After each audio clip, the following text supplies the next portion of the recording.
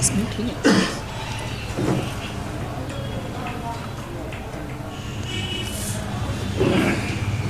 अल्हम्दुलिल्लाह वकफ़ा वसलामुन अला इबादिहिल्लज़ीना इस्तफ़ा अम्मा बअद फ़अऊज़ु बिल्लाहि मिनश शैतानिर रजीम बिस्मिल्लाहिर रहमानिर रहीम वब्तग़ि फ़ीमा आताका अल्लाहु दारल आख़िरह वला तंस नसीबक मिनद दुनिया वअहसिन कमा अहसन अल्लाहु इलैक सदक़ल्लाहुल अज़ीम वक़ाल रसूलुल्लाह सल्लल्लाहु अलैहि वसल्लम अत्ताजिरु सदूक़ुल अमीन मअन नबिय्यीन वस्सिद्दीक़ीन वश्शुहदा औ कमा क़ाल अलैहि सलातु वस्सलाम।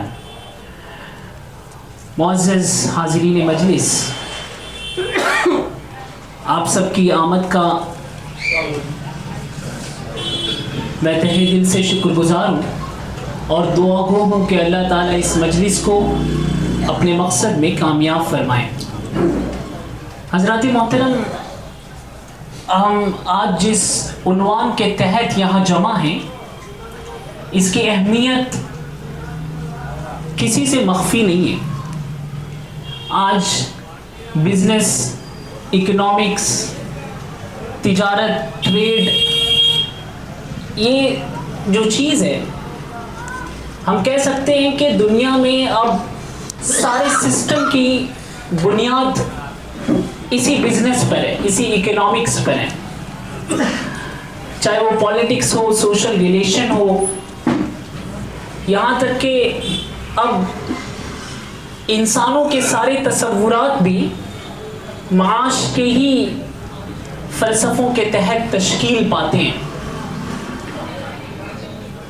कुरान में और अहादीसे मुबारका में तिजारत पर जो बार बार अहमियत दी गई है, तिजारत पर जो जोर दिया गया है, उसके पीछे की वजह क्या है वो भी इंशाअल्लाह हमें धीरे धीरे बहुत ही बखूबी समझ में आने लगेगा जैसे हम इस गुफ्तगू में आगे बढ़ेंगे।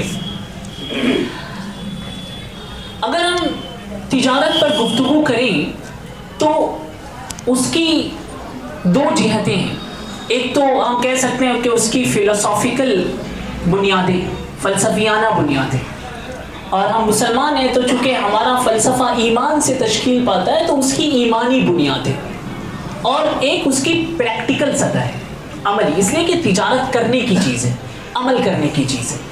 तिजारत एक लेन देन है, ट्रांजैक्शन है। तो एक तो उसकी कंसेप्चुअल क्लैरिटी, कंसेप्चुअल बेसिस, और उसकी एक प्रैक्टिकल सतह है। इन दोनों चीज़ों पर गुफ्तगू करना ज़रूरी है।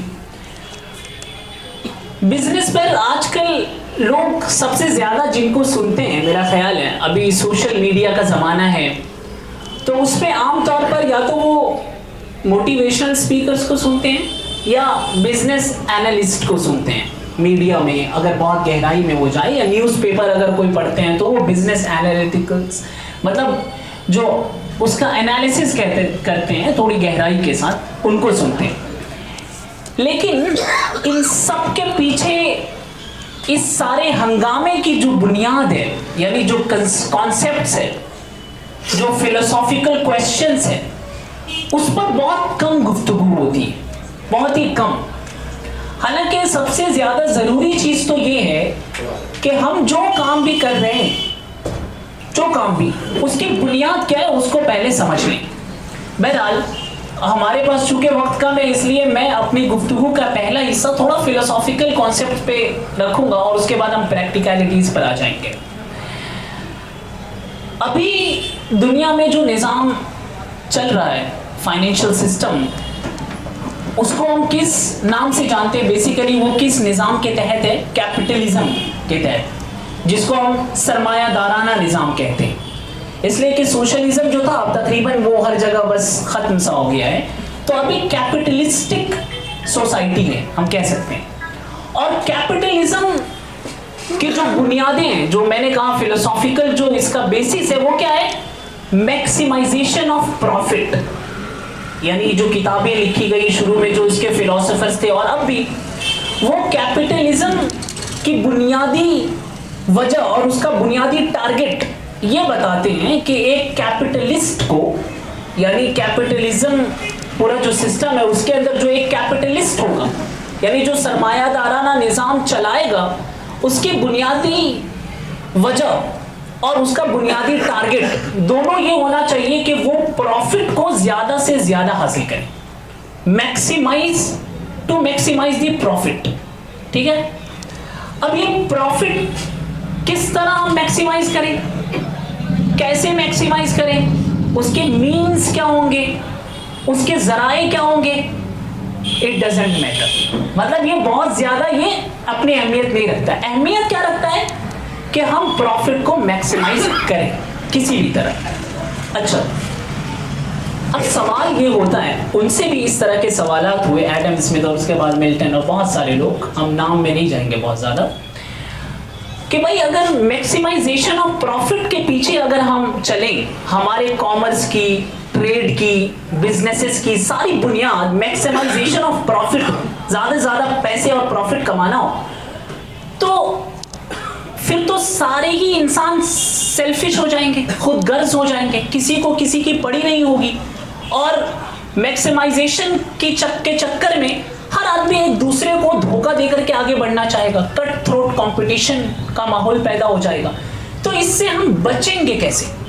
यानी एक ह्यूमन सोसाइटी एनिमलिस्टिक सोसाइटी में कन्वर्ट ना हो जाए, एक इंसानी समाज हैवानी समाज में कन्वर्ट ना हो जाए, उसके लिए हम क्या करेंगे? तो कैपिटलिस्टिक फिलोसोफर्स ने यह कहा कि दरअसल इंसान जो है वो इननेट नेचर में, यानी इंसानों की बुनियादी फितरत ये है कि अगर वो समाज में कुछ बहुत ज्यादा बुरा होने लगे, लोगों का आपस में एक दूसरे से रिलेशन बहुत खराब होने लगे, तो आपस में वो खुद ही उसको सही करने की कोशिश करते हैं, वरना तो वो तबाही की तरफ चले जाएंगे। तो उन्होंने कहा कि ये जो पूरा मार्केट सिस्टम होगा, कैपिटलिस्टिक सिस्टम, इसके पीछे एक इनविजिबल हैंड काम करेगा, एक ना नजर आने वाला हाथ अपना काम करेगा। और ये इनविजिबल हैंड क्या है? इनविजिबल हैंड ये है कि जब कंपटीशन बहुत बढ़ता है, हम देखते हैं ना वो सप्लाई और डिमांड का वो जो पूरा रूल होता है, अक्सर लोग जानते हैं कि बहुत ज्यादा जब चीजों की सप्लाई होने लगेगी तो उसमें डिमांड लोगों का कम हो जाएगा, तो फिर वो चीज की कीमत कम आ जाएगी। डिमांड बढ़ेगा तो लोग, अब उसकी कीमत ज्यादा होगी तो सप्लाई लोग बढ़ा देंगे, तो फिर वो सब कुछ एक लेवल पे आ जाएगा। यानी डिमांड और सप्लाई और इस तरह के बहुत सारे रूल्स, ये सब इनविजिबल हैंड्स हैं। ये इनविजिबल हैंड्स मिलकर के मार्केट फोर्स को स्टेबलाइज कर देंगे, लेवल पे ला देंगे, और धीरे धीरे जो इनजस्टिस या लोग एक दूसरे को धोखा दही और ये सारा जो सिस्टम पैदा होने लगेगा, वो इनविजिबल हैंड्स इन सारे सिस्टम को धीरे धीरे खत्म कर देगा और फिर से मुआशरा जस्ट हो जाएगा। और हो सकता है कि एक मतलब मुआशरा जब जस्ट हो जाए, यानी मुनसिफाना हो जाए, तो फिर से उसके बाद एक ऐसा वक्त आएगा कि मुआशरा फिर से जुल्म की तरफ जाने लगे। लेकिन जैसे जुल्म की तरफ जाएगा, फिर से ये सारे मार्केट के अपने जो रूल्स हैं वो आएंगे और फिर से मार्केट को स्टेबलाइज कर देंगे। और इसकी वजह से होगा क्या कि कभी भी जुल्म की कैफियत हमेशा तक बरकरार नहीं रहेगी। ये उनका एक बेसिस था। और उसके पीछे उन्होंने ये भी कहा कि जब मार्केट को फ्री कर दिया जाए, अभी हम डेमोक्रेटिक सोसाइटी में रहते हैं ना, डेमोक्रेसी है, तो डेमोक्रेसी के साथ जो निज़ाम काम करता है, फाइनेंशियल जो सिस्टम काम करता है, वो यही कैपिटलिस्टिक ही सिस्टम काम करता है। यानी कैपिटलिज्म ही चलता है डेमोक्रेसी के साथ, सोशलिज्म डेमोक्रेसी के साथ उसका बहुत ज़्यादा वो नहीं है। तो डेमोक्रेसी के साथ कैपिटलिज्म एक बेस्ट तरीका है। और डेमोक्रेसी में क्या है? फ्रीडम, यानी हर चीज़ में एक फ्रीडम होनी चाहिए, तो मार्केट भी फ्री होनी चाहिए। इसको कहा जाता है लिबरल इकोनॉमी। ये चीज़ें थोड़ा समझने की वो है, लेकिन हम चूंकि इस्लामी चीज़ों पर गौर करने के लिए यहाँ जमा हैं, तो हम आखिर में ये देखेंगे कि क्यों ज़रूरी है कि मुसलमान बिजनेस में आए, और क्यों ज़रूरी है कि बिजनेस को इस्लामिक प्रिंसिपल्स पर हम दोबारा री-एस्टैब्लिश करें, व्हाई इट इज़ इम्पॉर्टेंट। ठीक है, तो उसके लिए हमें थोड़ा कॉन्टेक्स्ट समझना ज़रूरी है कि what is the situation we are living in nowadays. ठीक है, तो इसमें हुआ ये कि जो फ्री मार्केट है उसके पीछे उन्होंने ये कहा कि फ्री मार्केट में चूंकि इनविजिबल हैंड काम कर रहा है, तो कभी भी ये क्रैश नहीं करेगा मार्केट। उनका ये दावा लोगों ने तस्लीम कर लिया। ठीक है, लेकिन हम नहीं, मतलब ये देखने जाए तो पोस्ट वर्ल्ड वॉर सेकंड, यानी सेकंड वर्ल्ड वॉर के बाद ये बहुत अच्छे से चलने लगा। लेकिन 40-50 साल होते होते इस सिस्टम की जो खराबियां थी वो पूरी तरह वाज़ेह होने लगी, और हम उसके डिटेल में नहीं जाएंगे। हुआ ये कि उससे पहले भी आया था 1931 में एक बहुत ही ग्रेट डिप्रेशन आया था, उससे पहले वो सब चल रहा था, लेकिन हम उसको अभी हटा देते हैं, वर्ल्ड वॉर से सेकंड से पहले की चीज़ों को हटा देते हैं, उसके बाद आते हैं। तो 2008 में जो बहुत ही बड़ा क्राइसिस हुआ, हम जानते हैं 2008 में फाइनेंशियल डिप्रेशन जो आया था, और उसके बाद भी छोटे मोटे आए, उससे पहले भी छोटे मोटे आए, लेकिन 2008 में जब ये चीज़ें आई दोबारा से, तो लोगों को रियलाइज हुआ कि इस मार्केट के पीछे जो इनविजिबल हैंड्स काम कर रहा है वो फ्री नहीं है, वो भी, उसको भी लोग मैनिपुलेट करते हैं। कौन मैनिपुलेट कर लेते हैं? जो कैपिटलिस्ट है, जिनके हाथ में सरमाया है, वो उसको मैनिपुलेट कर लेते हैं। यानी कि ये जो इनविजिबल हैंड जो सारा मार्केट फोर्स कंट्रोल करेगा, ये कई सारे डिप्रेशन की वजह से, यानी फाइनेंशियल डिप्रेशन, बहुत सारे जो बहरान आए, क्राइसिस आए, उसकी वजह से अब ये सारे लोगों ने तस्लीम कर लिया है कि भाई ये अच्छे से काम नहीं करता है। आपने जो ये बेसिस दिया था कि ये अच्छे से काम करेगा, ये काम नहीं करता है, यानी सप्लाई डिमांड और इंसानों के आपसी कंपटीशन, ये सब काम नहीं करता है। इन सारी चीजों को अल्टीमेटली जो ऊपर बैठे हुए लोग हैं वो कंट्रोल कर लेते हैं, और नीचे के लोगों को अनजस्टिस के सिवा कुछ नहीं मिलता है। ठीक है, ये तो एक बात हो गई। अब हम दूसरी तरफ ये जाते हैं कि चले ठीक है, हम किसी तरह इसमें फिर दोबारा बहुत सारे लोग आए, उन्होंने इसको रिफॉर्म किया, कैपिटलिस्टिक निज़ाम को रिफॉर्म किया। रिफॉर्म जब कर लिया तो उसके बाद फिर बहुत सारी चीज़ें हुई, मैंने इस पर आर्टिकल भी लिखा है, उसका मैं लिंक भी इंशाल्लाह भेज दूंगा। तो रिफॉर्म करने के बाद फिर ये हुआ कि चलो अब मार्केट थोड़ा थोड़ा स्टेबलाइज हो गया, लेकिन इसका बेसिक प्रिंसिपल क्या था? Maximisation of profit. चलो ठीक है, लोगों के साथ नाइंसाफी नहीं होती है, थोड़ी देर के लिए फर्ज कर लेते हैं कि सिस्टम बहुत अच्छे से चल रहा है, लोगों को साथ नाइंसाफी नहीं हो रही है, सब कुछ बहुत अच्छा चल रहा है, लोग तरक्की कर रहे हैं। लेकिन इस तरक्की का एंड गोल क्या है? एंड गोल हम अचीव क्या करना चाह रहे हैं इस फाइनेंशियल सिस्टम से? तो अभी आप दुनिया में देखिए, हर जगह इन्वायरमेंटल क्राइसिस है, हर जगह इन्वायरमेंटल क्राइसिस है, और उसकी वजह से हम देखते हैं कि पूरे कायनात के साथ इतना बड़ा खिलवाड़ हो चुका है कि अब ये जो सीजन है, फैशन इंडस्ट्री हम जानते हैं, और भी जितने भी इंडस्ट्रीज हैं, इन इंडस्ट्रीज ने न सिर्फ इंसानों को बल्कि पूरे इन्वायरमेंट को इतना नुकसान पहुंचाया है कि अब ये आवाज उठने लगी है कि अगर हमने इस डेवलपमेंट को, इस मैक्सिमाइजेशन ऑफ प्रॉफिट को नहीं रोका तो कायनात तो तबाह होगी, साथ में चूंकि कायनात में हम बसते हैं, जहां हम बसते हैं अगर वही तबाह हो जाए, जिस घर में हम रह रहे हैं वही घर अगर मुनहदिम हो जाए तो हम कहां से बसेंगे? फिर हमारा कोई ठिकाना नहीं होगा। तो उसकी वजह से इंसान भी तबाह बर्बाद हो जाएगा। यानी अब दूसरी तरफ जो पहला मकसद था कि जस्टिस लोगों को मिलेगा, वो तो हासिल नहीं हुआ, और दूसरा मकसद ये था कि भाई हम मैक्सिमाइजेशन ऑफ प्रॉफिट करेंगे और इतना प्रॉफिट हो जाएगा कि इंसान हमेशा के लिए दुनिया जन्नत बन जाएगी और उसको कोई टेंशन ही नहीं होगा, खाने पीने का तो मसला ही नहीं है, वो भी हल नहीं हुआ। बल्कि उसकी वजह से ये हो रहा है कि अब जो इन्वायरमेंट है, अब जो यूनिवर्स है, वही तबाह बर्बाद हो रहा है। ठीक है, तो ये दोनों फंडामेंटल्स हैं। अब यहां पर इस्लाम को अगर हम पिक्चर में लाएं तो इस्लाम क्या कहता है?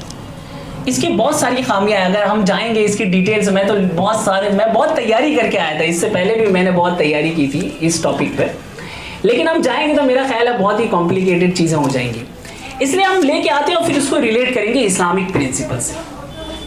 देखिए सिनारियो अभी क्या है, जब इस्लाम आया था, इस्लाम कौन सी सदी में आया था? 7वीं सदी ईस्वी में, 6ठी सदी ईस्वी में जब इस्लाम आया था तो उस वक्त दुनिया ग्लोबलाइज नहीं थी, उस वक्त दुनिया में इंफॉर्मेशन टेक्नोलॉजी नहीं थी, उस वक्त दुनिया में इंडस्ट्रियलाइजेशन नहीं था, तो उसकी वजह से क्या था? लोकल इकोनॉमीज थी।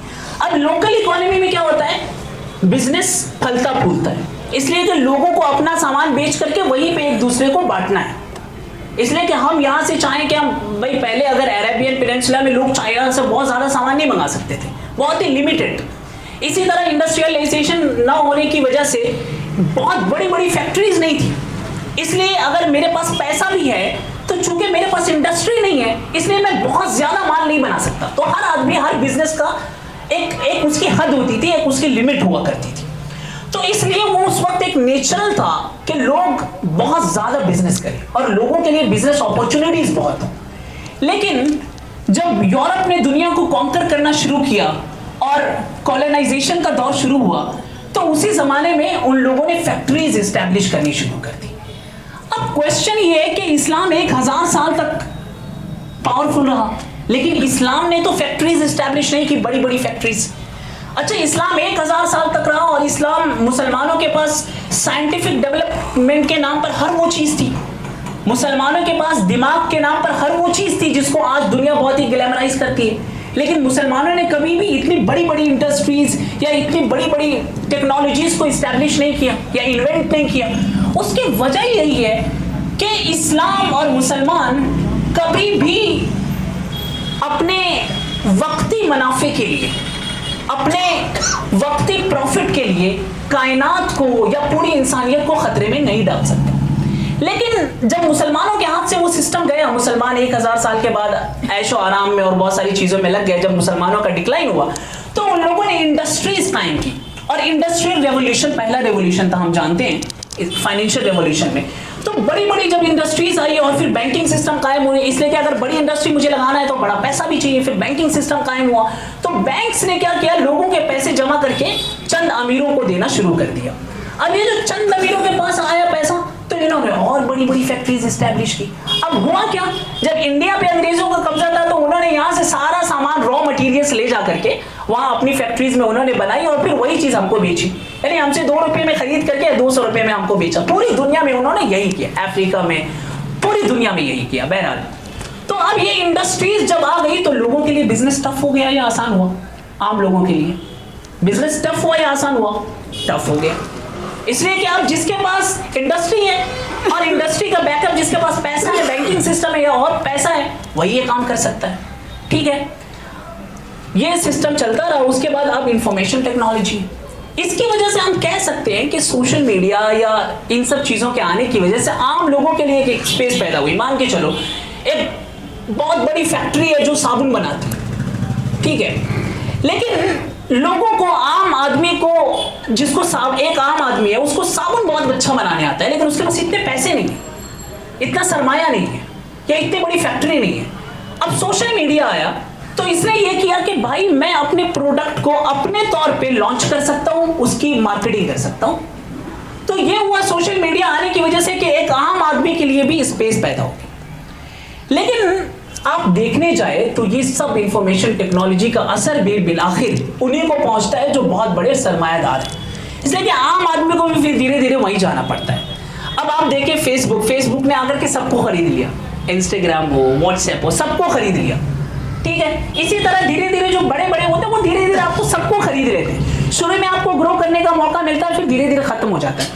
मतलब हमारा सिनारियो ये है कि आज के जमाने में तिजारत करना सबसे टफ है। इस जमाने में तिजारत करना सबसे मुश्किल है। और मैंने शुरू में तज़किरा किया कि आजकल लोग बिजनेस के नाम पे जिनको सुनते हैं वो किनको सुनते हैं? मोटिवेशनल स्पीकर्स को, जो कहते हैं दुनिया का सबसे आसान काम है बिजनेस करना।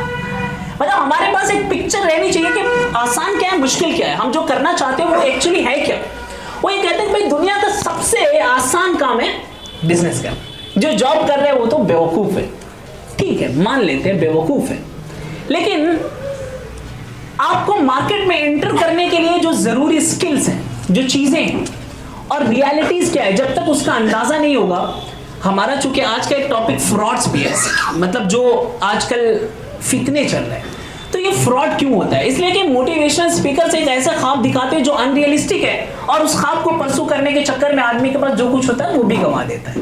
तो हम उस पर भी आएंगे, लेकिन अभी हमने ये देख लिया कि भाई अभी बिजनेस करना टफ है। लेकिन ये टफ होने के बावजूद भी अगर एक आम आदमी बिजनेस करना चाहता है तो सबसे पहले उसके पास, हम अपने असल टॉपिक पे भी आते हैं थोड़ा, तो उसके पास सबसे जरूरी वो कौन सी चीजें हैं जो होनी चाहिए। देखिए यहाँ पे हिंदुस्तानी कम्युनिटी में जो छोटी छोटी कम्युनिटीज है, जैन कम्युनिटी है, पारसी कम्युनिटीज है, हम जानते हैं कि ये बिजनेस में बहुत पावरफुल है। क्यों ये पावरफुल है? क्यों? कोई बताएंगे क्यों ये पावरफुल है? छोटी छोटी कम्युनिटीज पावरफुल क्यों है बिजनेस में? अच्छा, ये सिर्फ इंडिया की बात नहीं है, अक्सर आप डेमोक्रेटिक सिस्टम में देखेंगे कि जो छोटी छोटी कम्युनिटीज होती है ना, बहुत छोटी छोटी, वो बहुत पावरफुल होती है फाइनेंशियली। व्हाई? कोई बताएंगे?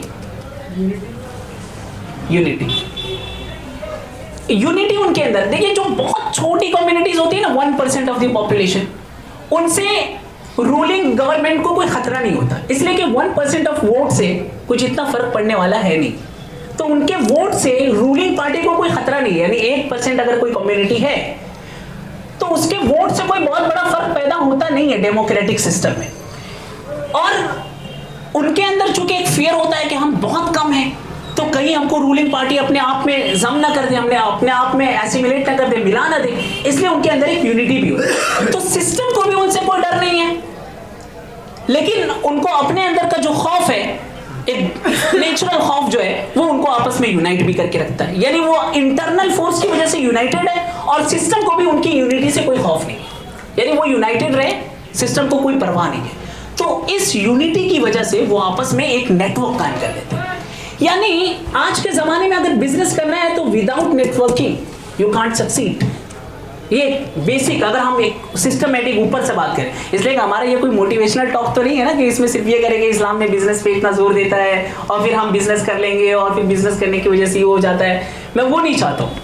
मतलब हमारा एक रहे ताकि हमारी जो यंगर जनरेशन है वो अभी उसकी क्या सिचुएशन है हम उस पर करें। यहाँ पे यंग ऑडियंस होती तो मैं कुछ अलग गुफ्तगू करता, यहाँ पे यंग ऑडियंस नहीं है, इसलिए मैं गुफ्तगू थोड़ा अलग कर रहा हूँ।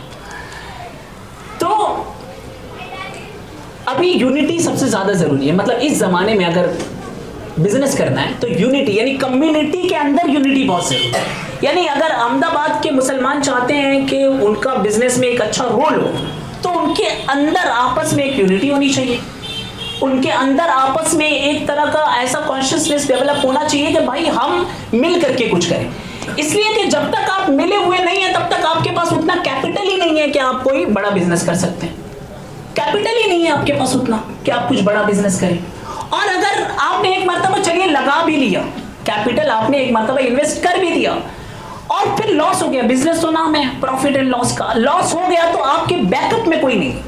लेकिन आपके अंदर अगर यूनिटी है एज ए कम्युनिटी, तो फिर आपके बैकअप में आपकी कम्युनिटी खड़ी। तो ये तो एक बेसिक प्रिंसिपल है कि भाई आज बगैर यूनिटी के, बगैर नेटवर्किंग के बिजनेस करना बहुत मुश्किल है। लेकिन इंडिविजुअल लेवल पर अगर हम बिजनेस करना चाहें, वो तो समझ में आ गया, जो कि अभी है नहीं हमारे पास अनफॉर्चुनेटली। फिर भी अगर हम इंडिविजुअल लेवल पे बिजनेस करना चाहें तो उसके लिए क्या होना चाहिए? फिर उसके लिए जरूरी है कि हमको सिस्टम की समझ होनी चाहिए। मैंने आपको जो सिस्टम, मतलब मैंने ऊपर से एक दो बातें बताई। अभी का सिस्टम क्या है? आप अमेरिका में या यूरोप, कनाडा वगैरह में या लंदन वगैरह की रिपोर्ट्स आप पढ़ें, वहाँ के हालात देखें तो आपको अंदाजा होगा, चूंकि वो डेवलप हैं, हम उन्हीं को वो करते हैं, आइडियलाइज करते हैं। तो आप वहाँ के हालात मालूम करें कि बिजनेस करना कितना टफ है। वहाँ पे बिजनेस करना ऑलमोस्ट इम्पॉसिबल है एक मिडिल क्लास आदमी के लिए। क्यों? इसलिए कि सारा जो पैसा है, सारा जो निजाम है,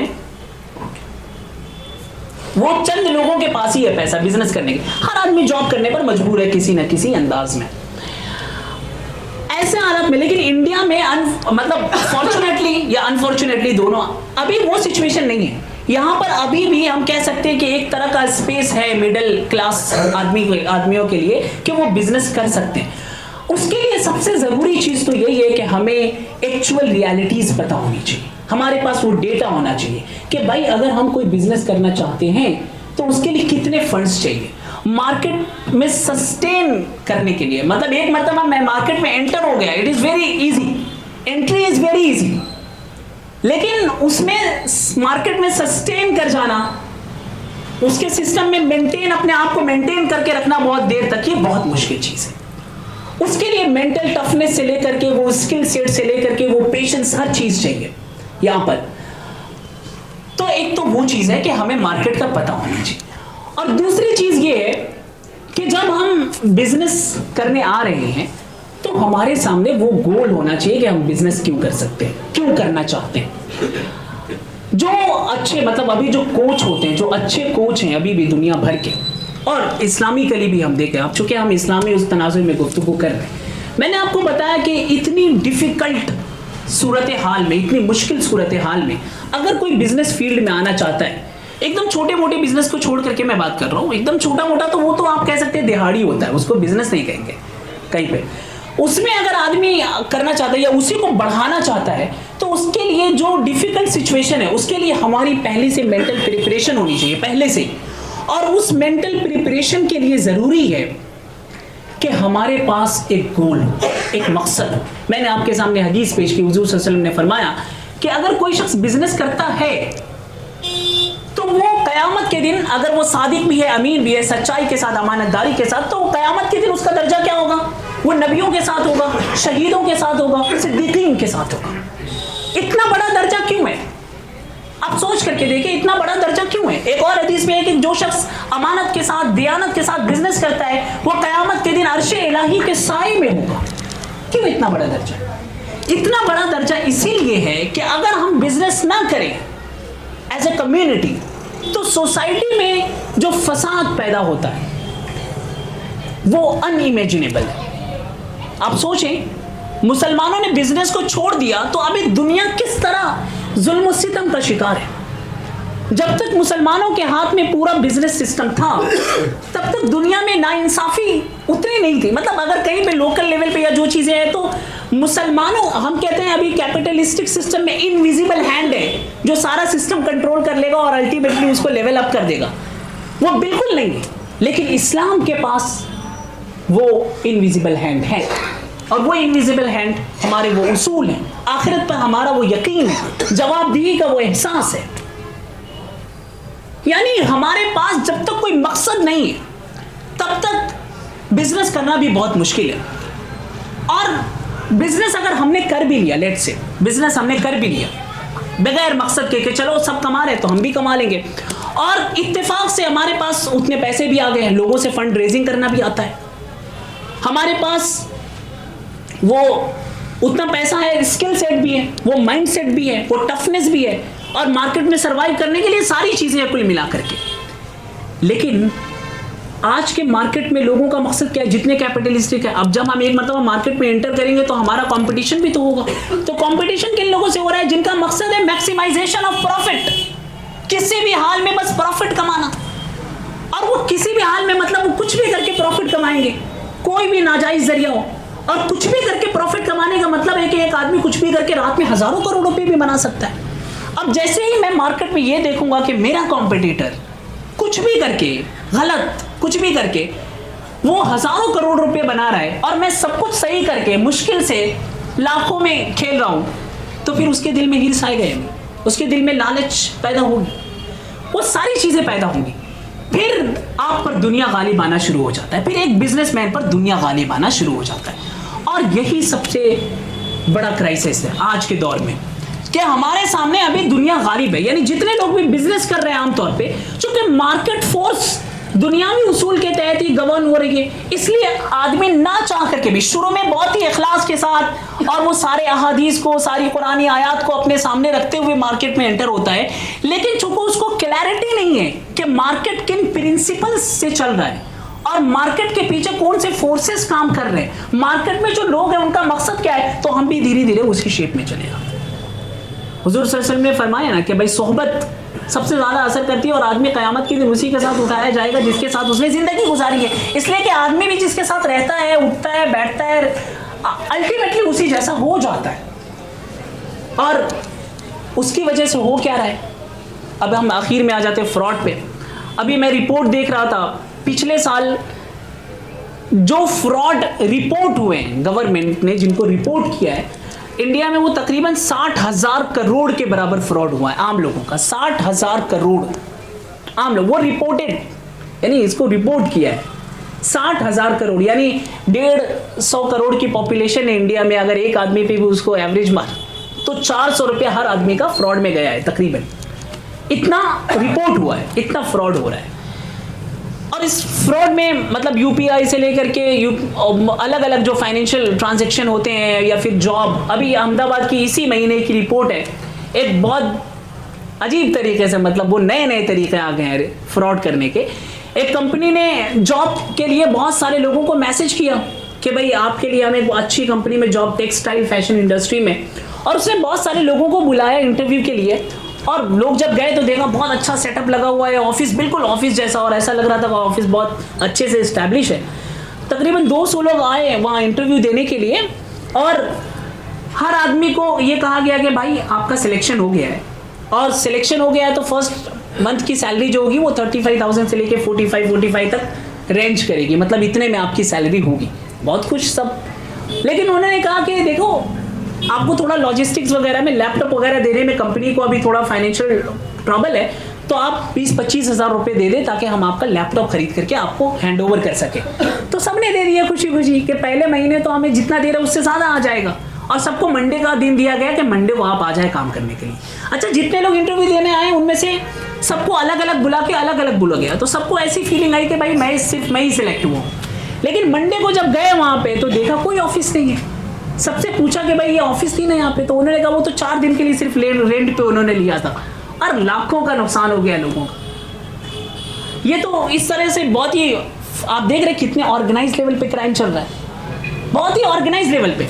अभी मार्केटिंग MLM वगैरह, मल्टी लेवल मार्केटिंग वगैरह का भी इसमें तज़किरा था कि उस पर भी बात करनी है। मैं बहुत ही माफ़ी चाहता हूँ कि इन सब चीज़ों पे मैं नहीं आ पाया, लेकिन आप देखिए इसके पीछे की वजह क्या है। एक तो इंडिया में एम्प्लॉयमेंट इतनी कम है, अनएम्प्लॉयबिलिटी बढ़ रही है बहुत ही ज़्यादा, उसमें सबको कुछ ना कुछ चाहिए, किसी ना किसी तरीके से पैसे बनाना है, और अब हर आदमी उसी कैपिटलिस्टिक माइंडसेट का हो गया है कि भाई किसी भी तरीके से पैसा कमाना है।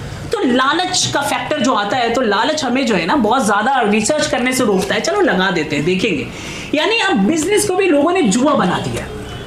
हैदराबाद में इसी मतलब 2 महीने, जून की रिपोर्ट है, एक कंपनी थी वो चाइना से ऑपरेट कर रही थी, दुबई में शायद उसकी ऑफिस थी, उसने लोगों को भेजे कि भाई तुम शेयर मार्केट में ये शेयर खरीद लो, इसमें बहुत प्रॉफिट है, और उन्होंने करीबन 50-60 हज़ार करोड़ का उन्होंने वो कर दिया, फ्रॉड कर दिया। कई सारे लोग हजार करोड़ रुपए तो इस तरीके से सिर्फ लोगों के डुबा देते हैं। तो ये मतलब एनालिसिस कर पाना कि कहाँ मेरे पैसे जा रहे हैं, जॉब के लिए जो मुझसे वादा किया जा रहा है वो कहाँ है, इसमें लोग रिसर्च नहीं कर पाते। और आप सोचें आदमियों के साथ जो फ्रॉड होता है, आम लोगों के साथ जो फ्रॉड होता है, उसकी बेसिक वजह क्या होती है? बेसिक वजह मैं आपके से 5-10 मिनट लूंगा। लालच, बेसिक वजह लालच। और एक वजह जिनके साथ शुरू में फ्रॉड होता है ना, शुरू में उनके साथ एक और वजह भी होती है, बहुत ही उस वजह पे ज्यादा तवज्जो देने की जरूरत है। बतौर मुसलमान हमें अवेयर नहीं होते, इंफॉर्मेशन नहीं होती, अवेयर नहीं होते। एक तो वो है अवेयर नहीं होते, वो अवेयरनेस ना होना, इंफॉर्मेशन ना होना, ये सारी चीजें जो है ना इंसान में एक तरह से भोलापन को जन्म देता है, नाइविटी। मतलब इंसान नाइव होता है, मार्केट सिस्टम को वो नहीं समझता ढंग से, लोगों को नहीं समझता, वो नया मार्केट में आ रहा होता है। और चूंकि इंसान बाय नेचर, हम फिर से देखते हैं, इस्लाम कहता है कि भाई हर आदमी फितरत सालिहा के साथ पैदा होता है, इस्लामी फितरत पर। इस्लामी फितरत में क्या है भाई, लोगों के साथ अच्छा करना, भला करना, एक दूसरे का अच्छा चाहना। तो इसमें और वही कैपिटलिस्टिक जो सिस्टम है, वो सारे आप फिलोसोफर को पढ़े तो वो ये कहते हैं कि इंसानी नेचर भलाई की तरफ नहीं जाती, इंसानी नेचर में बेसिकली ग्रीड है, लालच है। उसके बिलमुकाबिल इस्लाम ये कहता है कि इंसानी नेचर में भलाई है बेसिकली, यानी उसमें बुराई का पोटेंशियल है लेकिन असल भलाई है। तो आदमी शुरू में बहुत ही भोला होता है, जैसे जैसे वो मार्केट में होता है। मैंने कई सारे दोस्तों से सुना, वो जॉब करते हैं, कोई बोल रहा है कि भाई देखो इतने पैसे दे दो जॉब आ जाएगी, अच्छी जॉब लग जाएगी, या फिर कर्ज के नाम पे भी लोग करते हैं कि भाई या फिक्स प्रॉफिट। अब आप सोचिए, हमारे यहाँ हराम का, तो मैंने हराम पे बात नहीं की, वो इतना ऑब्वियस है, सबको पता है कि भाई बतौर मुसलमान हम हराम के करीब भी नहीं जा सकते। अल्लाह ताला ने हराम खाने वालों के लिए जंग का ऐलान किया। लेकिन अभी इन सारी चीजों की वजह से, बिजनेस का सेंस खत्म हो जाने की वजह से, चूंकि हम बिजनेस नहीं कर रहे, और बिजनेस नहीं कर रहे तो हमारा मिजाज बन गया है कि पैसे से पैसा कमाना है। बिजनेस ये है कि सामान से आप पैसा कमाइए, आप सामान से पैसा कमाइए। लेकिन लोगों का मिजाज अब क्या बन गया कि भाई सामान से पैसा कमाना बहुत मुश्किल है, और वो तो चंद लोग ही कर सकते हैं जिनके पास पैसा हो, इसलिए अब क्या करो, पैसे से पैसा कमाओ। और पैसे से पैसा कमाना नेचुरल है ही नहीं, वो हमेशा के लिए नहीं चल सकता, वो कुछ दिनों के लिए तो चल सकता है, वो हमेशा के लिए नहीं चल सकता। इन सब चीज़ों के पीछे बहुत ज़्यादा हमें गुफ्तगू करनी पड़ेगी अगर हम इसकी डिटेलिंग करेंगे। देखिए, मैंने इतनी जो ऊपर की गुफ्तगू की, उसके पीछे की वजह ये थी कि हमारे सामने एक सिनारियो आया कि हम इस कंडीशन में, वरना इसमें हम डिटेल से अगर हम कभी वर्कशॉप रखें या बात करें तो वो तो है, उसमें बात होती भी रहती है, लोगों को पता भी होता है कि इस्लाम में क्या है, दियानतदारी है, ये है वो है। लेकिन बिजनेस करने के लिए आज के ज़माने में अगर कोई बिजनेस करना चाहता है तो उसको तो सबसे पहले मैं अपनी बात के खुलासे के तौर पे कहता हूँ, उसको रियलिटीज़ पता होना चाहिए, किन फिलोसफिकल बेसिस पे पूरा सिस्टम चल रहा है उनका थोड़ा बहुत इल्म होना चाहिए, लोगों के नेचर के बारे में पता होना चाहिए कि भाई लोगों का नेचर क्या है, और उसके बाद हम बिजनेस करने जा रहे हैं तो ये बिजनेस क्या चीज है, इसके लिए क्या स्किल सेट होना चाहिए, माइंड सेट होना चाहिए, वो सब पता होना चाहिए। इन सब चीजों के बगैर आप मार्केट में आएंगे तो या तो हम बिजनेस में नाकाम होंगे या हम फ्रॉड के शिकार हो जाएंगे। हम फिर सक्सेस बहुत ज्यादा सक्सेस, बहुत सारे लोग जॉब छोड़ते हैं फिर बिजनेस करते हैं फिर जॉब में चले जाते हैं, उसकी वजह यही होती है। ठीक है, यही गुफ्तगू खत्म करते हैं, सवाल जवाब अगर किसी को ये सारी चीजें पैसे नहीं होते हैं तो वो चीज़ें नहीं खरीद पाते। रिसेशन बेसिकली यही होता है कि लोगों के पास पैसे ही नहीं है तो वो चीज़ें खरीद सके, तो उसकी वजह से मार्केट में रिसेशन हो जाता है। लेकिन रिसेशन का एक विशेष साइकिल है, विशेष साइकिल।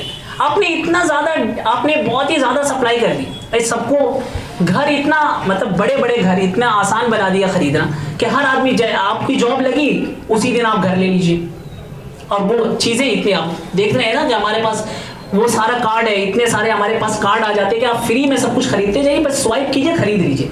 अब आदमी इतना कर्जदार हो जाता है कि फिर बाद में उसको एहसास होता है कि भाई इतने डेट में तो मैं नहीं रह सकता, तो अब धीरे धीरे वो बैलेंस करना शुरू करता है। तो अब मार्केट में जब ये चीज आती है कि उसको बैलेंस करे तो फिर वहां से रिसेशन का माहौल पैदा होने लगता है। अब मतलब कैपिटलिस्टिक सोसाइटी तो यही कहेगी उसके बारे में कि भाई आप फिर से लोगों के हाथ में पैसे दीजिए, लेकिन फिर से पैसे देने का मतलब ये है कि भाई गवर्नमेंट पूरी तरह से आकर के अपना पैसा दे, और वो सवाल ये है कि जिनके हाथ में पैसा गया, मैं वही कह रहा हूँ कि कैपिटलिस्टिक सोसाइटी जो है ना वो पूरी तरह कैपिटलिस्टिक लोगों के हाथ में, उनके हक में है, जिनके पास पैसा उनके हक में है। भाई जिसने हमारा पैसा लिया है सारा उधार करके, अभी मैं रिपोर्ट पढ़ रहा था अमेरिका में जिन लोगों ने घर खरीदा था, जिस घर की वैल्यू थी 20 करोड़ लेट्स से, उनको जब उन्होंने घर की कीमत चुकाई इंटरेस्ट रेट के साथ तो उन्होंने 6 गुना ज्यादा कीमत चुकाई, 6 गुना ज्यादा कीमत चुकाई। तो भाई शुरू में जिन लोगों ने इनको बेचा इतने महंगे दामों पर, जिनके हाथ में सारा पैसा गया, गवर्नमेंट पहले उनसे पैसा लेना। अब गवर्नमेंट अपना पैसा दे रही है, अब गवर्नमेंट पैसा देने का मतलब ये तो लोगों के टैक्स का पैसा है ना, अब लोगों का पैसा फिर लोगों को दो, यानी फाइनली जब रिसेशन हो तब लोगों को पैसा लोगों को दो, मतलब लोगों को पैसा लोगों को मत दो, ये होता है। तो कैपिटलिस्टिक सोसाइटी के पास हम कह सकते हैं कि लॉन्ग टर्म के लिए कोई सॉल्यूशन नहीं होता है रिसेशन का। लॉन्ग टर्म के लिए वो किसी तरह रास्ते बनाते हैं कि फिर से मार्केट, यानी किसी तरह फिर से जो सामान पड़ा हुआ है बड़े बड़े लोगों के पास वो फिर से बिकना शुरू हो जाए और बाद में फिर से एक रिसेशन पैदा हो, इसके सिवा और कुछ नहीं। इन सारे मसाइल का हल तो असल इस्लाम में जी जी आपने कहा कि मैक्सिमम प्रॉफिट कमाना भी हमारा एक मकसद बन गया है, तो इस्लाम इसकी लिमिटेशन देता है कि इतना प्रॉफिट हम लिमिट होना चाहिए या एक्शन? बिल्कुल, इस्लाम प्रॉफिट की लिमिटेशन बहुत करता है। सबसे पहले तो यही कि आदमी, मतलब इस सेंस में हम जानते हैं कि हजरत अब्दुल रहमान इब्न औफ से लेकर के हमारे सामने बहुत सारे वाकयात होते हैं, उसमें ये बताया जाता है कि भाई उन लोगों ने इतना पैसा कमाया कि अभी के जो बिलियनियर्स है वो भी उनके सामने कुछ नहीं है, वो भी उनके सामने कुछ नहीं है। लेकिन इस्लाम उनके सामने एक लिमिट, मतलब इस सेंस में कोई लिमिट नहीं है कि आप जितना चाहे पैसा बना लें, लेकिन इस सेंस में लिमिट है कि आपके सामने क्लियर कट बाउंड्रीज है कि आप जो प्रॉफिट कमाएंगे वो कहां से जनरेट होगा, कहां पे खर्च होगा। अभी जो प्रॉफिट कमाया जाता है हम देखते हैं कि भाई नेचुरल रिसोर्सेज सारे खत्म हो रहे हैं, फिर भी कहीं ना कहीं से प्रॉफिट कमाओ, यानी इन्वायरमेंट को तबाह बर्बाद कर दो, लेकिन प्रॉफिट आपका होना चाहिए। इस्लाम इसकी इजाजत ही नहीं देता। इस्लाम जानवरों से लेकर के, इन्वायरमेंट से लेकर के इंसान के फ्यूचर में, कि हमारे फ्यूचर का भी नुकसान, अगली जनरेशन का भी नुकसान नहीं होना चाहिए। यानी हम प्रॉफिट कमाएं तो उस लिमिट में हो कि उसकी वजह से दूसरे हैवानात का और माहौल का नुकसान ना हो। और जब हम एक लिमिट मान देंगे कि भाई आपको कहां से प्रॉफिट कमाना है, तो उसकी तो एक मुतय्यन हद है ना, जाहिर सी बात है। नेचुरल रिसोर्सेज की एक खास हद है। हम इकोनॉमिक्स में सबसे पहले तो यही पढ़ते हैं फर्स्ट चैप्टर में कि भाई हमारे पास स्कार्सिटी ऑफ रिसोर्सेज हैं और लोगों की नीड्स बहुत ज्यादा है, यानी लोगों के मुतालबात, लोगों की तमन्नाएं बहुत ज्यादा है और हमारे पास सामान कम है। ये फर्स्ट प्रॉब्लम है ना इकोनॉमिक्स का, कि भाई इतनी सारी अनलिमिटेड तमन्नाओं को महदूद रिसोर्सेज से कैसे पूरा करना। तो इस्लाम इसको डिफाइन करता है कि इस्लाम इसको उल्टा कर देता है कि इस्लाम की तमन्नाएं, इंसान की तमन्नाएं महदूद होनी चाहिए। एक तो बेसिक जरूरत, और इतनी कि जिससे उसका घर चल सके, उसके पड़ोसी का घर चल सके, उसकी सोसाइटी की बेहतरी हो सके। यानी इस्लाम जो है वो इंसान की तमन्नाओं पर हदबंदी कर देता है। जहां हमारी तमन्नाएं काबू में आ जाएंगी, वैसे ही हमारा मैक्सिमाइजेशन ऑफ प्रॉफिट का सारा रूल भी काबू में आ जाएगा। गांधी जी ने कहा था ना कि एक आदमी की तमन्नाओं को भी पूरी करने के लिए सारी जमीन की जो ताकतें हैं, जो रिसोर्सेज है, वो नाकाफी है, लेकिन चंद चीजें भी सारे इंसानों की बुनियादी जरूरत पूरी करने के लिए काफी है। ठीक है, तो वो हमारे जहन में रहे कि अगर हम अपनी तमन्नाओं पे इस्लाम कंट्रोल करता है, जब तमन्नाएं कंट्रोल में आ जाएगी तो मैक्सिमाइजेशन का उसूल खुद ब खुद कंट्रोल में आ जाएगा।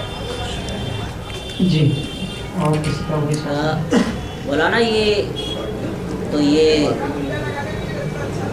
कि जदीद फितने अभी हमारे वहाँ माल कमाने के तरीके पे वो जदीद फितने क्या हैं, और दूसरा ये अगर उन जदीद फितनों में कोई फ्रॉड के ज़रिए फंस जाता है तो फ्रॉड में जो फंसा है क्या वो भी अल्लाह ताला के वहाँ पकड़ का वो होगा, गुनाहगार होगा? जी, बहुत अच्छा सवाल है। ये दरअसल हमारी गुफ्तगू का टॉपिक ही था कि इस्लाम, सबसे पहले तो ये है कि इस्लामी उसूल ये है कि भाई रिज़्क़ हलाल होना चाहिए और हलाल ज़रिए से होना चाहिए। हम ये कहते हैं कि भाई सूअर खाना हराम है, लेकिन भाई जायज़ गोश्त यानी बकरे वगैरह खाना, लेकिन अगर हराम तरीके से खाए तो वो भी हराम है। यानी हराम चीज़ और हराम तरीके से कमाई हुई चीज़ दोनों इक्वली हराम है। तो ये तो एक फंडामेंटल है।